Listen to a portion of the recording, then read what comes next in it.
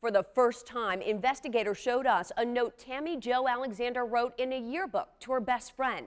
Just months later, she was found dead in Livingston County.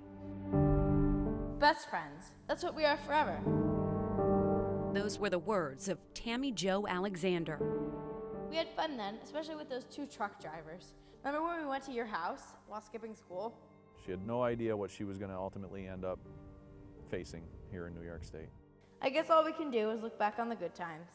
She was writing in the yearbook of her best friend, Laurel Noel. I know you're at rest now and that someday I will see you again. Best friends always, Laurel. That was Laurel at the memorial service for Tammy Jo back in 2015 at Greenmount Cemetery in Dansville. When Laurel tried to find her old friend 5 years ago, her search led her to the Jane Doe found murdered in a cornfield in Caledonia. Back in November 1979, a young lady was found by the farmer who owns this field. News 10 NBC went back to the scene of the crime. She was shot in the head above her right eye. That makes me believe that was up close and personal. She knew her attacker. They were face to face when it happened. Livingston County Sheriff investigator Brad Schneider says she was shot on the side of the road on Route 20. Then she was dragged out to the field and another round through her back to guarantee that she was deceased. Laurel tracked down Tammy Jo's half-sister, Pamela Dyson, in Florida. The family thought Tammy Jo just ran away and was living her own life. But Dyson's DNA confirmed our Jane Doe was Tammy Jo.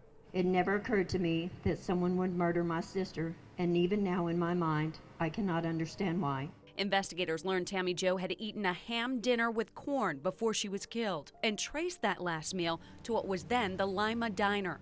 She was seen with a man in that diner. She was. The waitress that was working the night that Tammy Jo had been in the restaurant actually recalled seeing her there with an unknown male. This is the police rendering of the suspect, a white man about 5'8", wearing black wire-rimmed glasses.